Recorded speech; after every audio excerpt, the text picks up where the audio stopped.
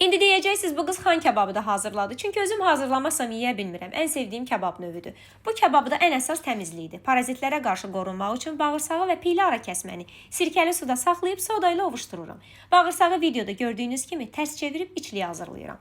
Ağ və qaraciyər, ürək, soğan və quyruq hamısını qiyməkişini xırda-xırda doğrayıram. İçliyi farş olan xan kebabını qətiyyən sevirəm. Milli mətbəximizdə əsl qaydası ilə xırda doğramaqdır. Sarı kök duz istiotunu səpib əsas əlavəm edirəm. Mən biraz zoğal turşusu və zirinç səpirəm. İçalat qan təzyiqini qaldırdığına görə turşu və zirinç təzyiqi tənzimləyir və turşməzə dad qatır. Kiçik ölçülü plastik su butulkasının köməyi ilə içliyi bağırsağa doldururam. Bir hissəsini isə içalatın pərdəsinə bükürəm. Ürəyi isə şişə keçiriləcək qaydada uzunsov doğrayıb, soğan, bitki yağı, limon və soya ilə marinad edirəm. Atamdan öyrəndiyim qaydada şişə keçirib manqalda bişirirəm. Biraz sərt olduğuna görə ürək manqalda daha gec bişir. Bir çox restoranlarda yanlış üsulla və dadsız elədiklərinə görə ancaq özüm hazırlayanda yeyirəm xan kebabını.